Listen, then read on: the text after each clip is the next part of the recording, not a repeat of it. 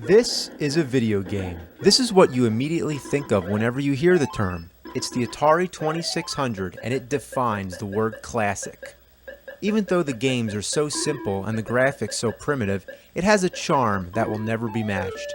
The objects and characters just barely represent what they're supposed to be, but that's the whole beauty of it, that you have to use your imagination. The sound effects?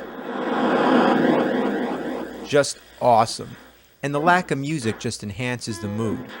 It's that special kind of atmosphere when it's in the middle of the night and you're sitting in the glow of your TV with the sound of crickets. The Atari had the longest lifespan of any home video game system, and when people say Atari, they're usually referring to the 2600. But in between its existence, Atari made other systems which came and went, and one of these was the Atari 5200. It was meant to replace the 2600, although ironically, it failed and faded away while the 2600 lived on. Why don't many people remember this, and why did it die off so quick? Because it's a pile of mountains. Why? Well, just look at it. Look at how huge this beast is. It's ginormous. And why is there a door on it? Is this a video game console or a closet? Even the AC adapter weighs 1,000,000 tons. So, I'm going to plug this in here. There we go. Get out of the way. Now, where do I plug the other end in? Doesn't it go into the Atari? Well, you can look all over the system, but there's no power connector. There's a separate box that you have to plug it in. Now, seriously, have you ever seen one of these? Other than the Atari 5200, I haven't. So, you plug this in, and then there's this one wire coming out of the system, so you plug that into the box. Whoa, did you see that? That can't be good. Look, sparks. No joke. So anyway, the AC adapter and TV actually share the same wire. So I don't know what they were thinking. I mean, maybe they were thinking it'd be more convenient to have less wires running across your floor, but they knew that they fucked up because later they re-released the Atari 5200 with the traditional 2 separate wires instead of just, this thing. But that one had 2 controller ports instead of 4, I think.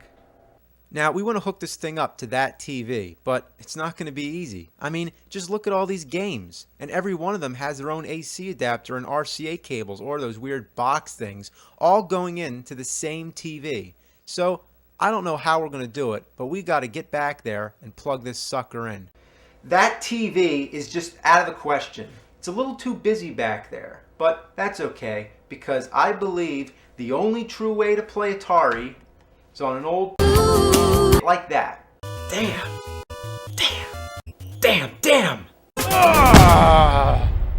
I have no idea how to breathe.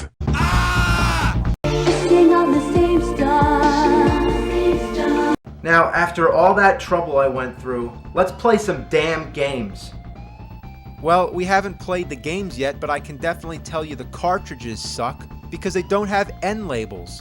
I mean, come on! The Atari 2600 games were all conveniently labeled so you can easily pick out a game, but the 5200, you have to pull each one out to see them. I mean, what a bunch of... Alright, let's try this one out. So, okay, here we go. Now, listen, when you hit the power button, the box makes this weird clicking sound. I'm afraid this thing might blow up. Dance for me, dance for me, dance for me, oh, oh. This controller is a piece of What's the most important aspect about any game? Well, being able to play it. And what do you need to play it? A controller. So what do you do when the controller doesn't work? You're back here, baby. This is the reason the system failed. This. In the name of God, heaven and hell, everything in between, every creature on earth, by the far reaches of the galaxy, by the inner rims of the universe, and every megaverse in the ultraverse, let it be known. Let the word be known. This controller is horrible. Well, tell you the truth, it is true that the controllers were notorious for malfunction, but they were pretty innovative for their time. For one thing, they're analog, so they're capable of more sensitive movement. They also have a pause button, which, believe it or not, was a new thing back then. Also, there's these 2 buttons on each side, which I think was a bit excessive for these type of games. Then there's all these numeric buttons. Like, what is this? Is this thing a phone? Like, what is all this for? Is it like talking to intergalactic space aliens flying through astro?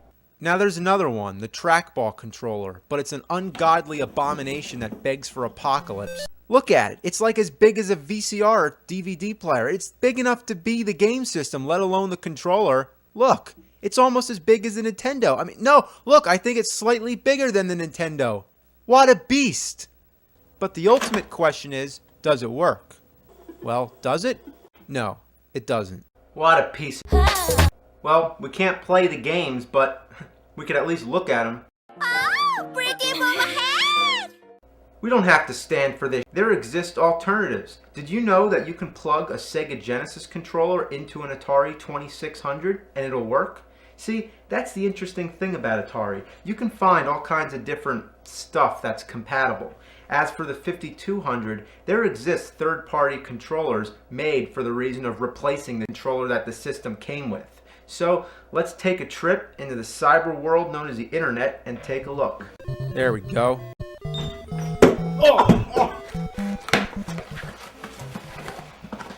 Alright. Okay, let's play this. Oh hell no! Who is Lisa? He doesn't even look like a Gentleman sausage. What were they thinking? It's the one everybody goes the most Wishing on the same star. over. Makes him act like it's putrid! In fact, I looked up the word putrid in the dictionary. There's no definition. It's just a picture of but then a big No.